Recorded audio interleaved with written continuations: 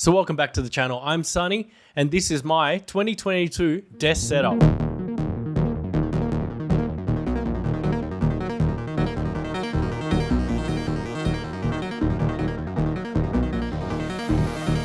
So I've had a pretty slow start to the new year with creating content for the channel.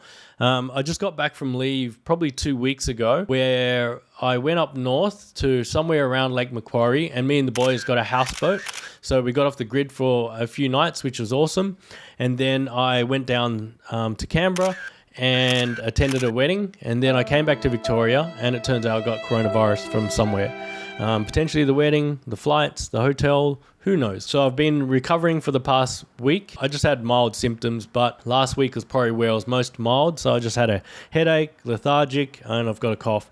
And now my voice is a bit nasally and I'm just coming out of 7 days of isolation as of yesterday. I'm not testing positive on the RATS test anymore. And I tried to shoot this last weekend, but I was coughing too much, so I gave up. I thought I'd roll into, the new year with a simple video of rolling through my work from home / studio setup. I've been working from home for about, I don't even know now, over 2 years now. And I thought I should invest in my work from home setup because it's fairly important. Obviously, having a good setup is going to make you also more productive, make things more enjoyable. You don't want to be sitting at a laptop at a dining table and just staring down, and I'll roll through all this, take everything with a grain of salt. I'll mention the cost that I bought everything for. You might think I spent too much or not enough, but I'm just letting you know the cost if you're interested in purchasing any of these things or you want to gauge on how much it's going to cost. I'll try and put links below as well. Okay, so let's start with the stand-up desk. So this is made by Desky. It was a Desky dual melamine sit stand desk with the matte black legs and the natural walnut top, and I got a size medium, which is 1500 by 750 mils. So obviously you can get a bigger one. I think it's like 1800, but yeah, 1500s. I thought this was a bit big, but I'm pretty used to it now. I did pay a little extra for it, so I got this for $755. Now the reason why I paid extra is because you can get ones for about 300, 400, 500 even. But they're generally not as strong, so you can't put as much weight. This dual motor is overkill, but it can support up to, I think, 140 kilos. But what you'll find is when you're spending around the 300 to 500 mark, there aren't any that have inbuilt cable management options and power options. So some you can just buy, cable management and whack something onto a table, that's fine, but then you won't have integrated power and everything else. And I like everything to be seamless, so I spent extra, which was $228 for the cable management and integrated power points. I have actually this huge arm underneath, which is still not enough, but then I've got 4 sockets on either end, which I use to power everything on my desk. So then I've just got one cable going into the wall, and that's why I decided to spend extra, because I don't like cables. So I thought I'm going to spend extra. I'm going to use this a lot. Definitely a good desk. There's other brands out there that were very similar. I found out they all look the same. They're just rebranded. It would appear. So there was OmniDesk, I think, Desky, and then it was Zendesk. And I went with Desky because I liked their options that they had and accessories. But I'm pretty sure whatever you get, you'll be happy with anyway. Now, one thing that was the best investment with the stand-up desk was I bought an anti-fatigue mat. And the anti-fatigue mat, I just went to Officeworks and bought one for $60. I Googled it, and apparently the difference is when you're standing on a hard surface, your muscles don't contract or decontract or anything as much, so there's no blood flow. But when you have an anti-fatigue mat being foam, it's kind of uneven and it causes all your muscles to contract and decontract. And I can tell you, as soon as you stand on one, it makes a big difference. You can feel it straight away. So I definitely recommend that you invest in one if you have a stand-up desk. Let's go to these monitors. Now, I can't really shoot much video of these monitors, but these monitors are LG 27 UL 600-Ws. Now, I was very umming and ahhing about these because if anyone's owned a Dell Ultra Sharp, they're generally pretty good, but they're a bit more pricey. I don't know if the similar monitors are about 1,000 plus each. I gave up on the Dells. They're too expensive. So I bit the bullet and I got these 2 LG monitors, and I only paid $998 for both, which I think is a steal. They're 4K and I don't know what the refresh rate is, but I don't play games, so it wasn't important to me. The inputs are very stock standard. No USB ports, no power supply, or no powered USB ports. It has audio out, and then it just had the standard outputs, so HDMI and whatever the other one, DisplayPort, which is super handy because that's all I needed. And then I bought it's a Bratech, dual arm, which only costs about $65. So I bought them all together because I don't like having monitors on the table. Just I feel like it's more cluttered, so I like them elevated. And then my only issue is I wish they could be higher because I feel like they could probably just be maybe 10 centimeters higher, but it's at the highest point. Okay, so what else I invested in? When I bought these two monitors, I got a bit excited. I'm like, okay, the only way that I'm going to get this to work is to buy a dock. So I bought a Dell D6000 dock, and the cheapest I could find was $260. Now, if you're looking at docks, one thing that I learnt is if you buy a standard Type-C dock, don't buy something that has DisplayLink. DisplayLink will actually put overhead onto your CPU because it basically compresses your video and then passes it through your CPU to display rather than leveraging off a GPU. Now, what I also learned is if you're using a Type-C sort of device, you actually need more bandwidth. So you need something that supports Thunderbolt or Lightning to get that higher video output. So whatever you get that's dual monitor 4K is going to be pretty average. So you need something with Thunderbolt or I think Lightning. How I use it now is I only use it for my work laptop to have both these monitors displaying via DisplayPort. And then what I've gone and done is, because I used to use my dock for my PC, which is under this table, it used to lag very bad because it wouldn't use the GPU on my PC. So what I do now is I have HDMI for both the monitors plugged directly into my PC. When I'm using it for work, I just have these USB sockets here, which I'll show you a close-up of, where I just switch the cables around. So I'll plug this into this one if I want to use work, and then I change the outputs on the screen to DisplayPort, and then off she goes. And I currently have this microphone that's plugged into it, and I have a webcam. So that means whatever I switch it to, that means I don't have to, switch my microphone into the laptop or into my PC. I can just change the cables here, and it's connected to the dock, and off I go.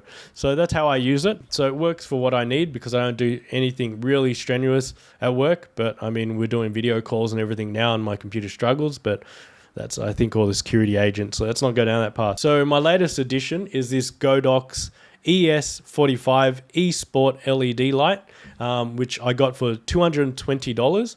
Now, one thing that I've shown in my videos is it comes with this, which is a cool wireless remote that clicks on the back, or I can use it here, which I'm not changing it right now because it turns off. And then the next thing that I got was this awesome Elgato low profile microphone stand. It's cool because it swings under my monitor, which works really well for me, because I had the other ones that sort of sit on the edge. They sit on the edge and then they fold down. But the problem was I could never get those level, so they would always be half in my camera shot or whatever. So when I stumbled into this was awesome. Very hard to get though. So I ordered it last year, I think before October, and it was supposed to come, I think 2 or 3 weeks later, and it got delayed, and I didn't get it till December. And if you're looking everywhere, online, it's all on pre-order. So if you want to get, if this is perfect for you as well, like you can move it up, down, all sorts of stuff, I'd suggest that you just pre-order it and wait, because they're in demand, because there's not many people that make low profile arms, and I got this for $160. So yeah, it's pretty cool because it slides under my monitor and I can move it out of the way. This Shure M7V, this is quite expensive. Now, if you've watched all the podcasts like Joe Rogan and whoever else, they've got the Shure SM7B. So this is supposed to be like the baby brother of it, but this has USB and XLR. So for work, I use it via USB, and right now I'm actually recording it via XLR into this recorder, and that's basically just recording this audio right now. So yeah, it's a bit overpriced, but I paid $358 if I didn't mention that already. But you can invest in something like a Rode NT USB, which is about $160. That's condenser mic though, so dynamic will cut out less background noise. But you don't need to spend something like that. The old microphones I had, which are the Samsung 2Q2U, I think, I only paid less than $100 for those, and they work just as good, and they're both USB and XLR. But they're fantastic. But yeah, I just got this. This is more, aesthetically pleasing, really, which is, anyways. Up to you if you want to spend that much. But I just like to make sure that when I'm in meetings that people can see me fine and people can hear me well. I guess I have some sort of OCD about, video and audio. So another thing is I've got a old speaker that I bought a very long time ago. It's actually a Bluetooth speaker. It was actually released in 2014. It's a Sony SRS-7X. Now I don't really use it as a Bluetooth speaker. I can just pull it out here. So this is it here. But yeah, I don't really use it for Bluetooth, but it has audio inputs. So I currently plug my monitor into that, and that works a charm. So I haven't had a need to upgrade speakers. I think I paid maybe $250 for it. What is that? 7-8 years ago, and it's done the job, and I like it. It's got pretty decent bass, and it's Bluetooth, so I can actually detach it, take it anywhere. I have a tablet here as well, which I sometimes Bluetooth into it, and I'll use my tablet to play music, video podcasts, anything, just to sort of help the day go by. So yeah, speaker's super handy, but I use a speaker for calls and everything, and this microphone. This camera right up here, you can't really see in the shot, but I'll show you some little B-roll of it. So it's a Logitech C920, which is a common camera that a lot of people have these days. In the early days of when I worked from home, I didn't want to spend $150 on a webcam. But then I realized that whatever you buy, most of them are pretty crap. And this one is actually, I think, 7 or 8 years old, but it's still top of the line. I actually bought this one for $90 secondhand. It does the job, just does 1080, nothing flashy, but the video is pretty good. But obviously you need to install drivers as well, or software if you need to tweak it, and I can't do that with my work laptop. So I use it as it is, does the job. And yeah, definitely recommend you invest in a webcam if you want. A lot of people at work I notice still use their laptop ones and everything else, but my laptop over there is closed, and I just have a little laptop holder, which I'll show you. I don't know, I bought that thing for like $20 off eBay, but just to reduce space, it's standing up. So that's why I have an external webcam. I used to use a $20 capture card. I don't have it anywhere here, but I used to have a camera just here, and then I'd plug it straight in via HDMI. But, I don't want to be using an expensive camera every day, so that's why I invested in a webcam. Now, latest additions was I bought this Logitech MX Mini keyboard, which is a Bluetooth keyboard, which I can use on multiple devices. So I currently use it on 3 devices. It's Type-C now, and it's a chiclet keyboard, and it has backlighting as well, which is cool. And I'm really enjoying it. I used to have, I don't really have it anywhere here, but I used to have the Microsoft Design keyboard. I think I paid $100 for that or something, and that was great, but the keys were too close, so it was very hard to get used to. As with this one, they're spaced out, and I just like the travel is pretty decent. It reminds me of like a Lenovo ThinkPad. Logitech MX Mini was actually $159, quite expensive, but I've heard very good reviews, so I just bit the bullet and got one. And then this mouse is a Logitech vertical mouse. I paid $127 for it. This has been great, actually. It forces you to have your hand sort of in a more natural position rather than like this all day. I got used to it straight away, and really enjoyed using it. It was quite easy to just get accustomed to or get used to. And yeah, I'm really enjoying it. So I'd suggest, if you've got sort of pains or any strain in your forearm or anything, look at getting a vertical mouse. I actually saw it from a online review, because apparently you can get some that have a ball as well, and apparently they're not as good. Okay, so that's my work from home setup. So hopefully there's some key takeaways for you if you're looking to upgrade your setup.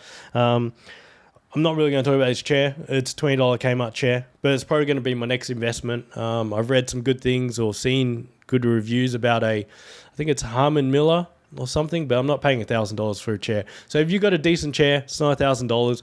Tell me what you have, post the comments below, or even better, any game changes for your work from home setup, post them below.